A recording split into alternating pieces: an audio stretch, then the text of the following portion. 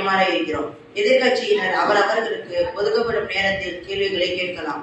அடுத்ததாக மாண்புமிகு பிரதமர் அவர்கள் தங்களது சிறப்புரையை ஆற்றும்படி பணிவுடன் கேட்டுக்கொள்கிறேன்.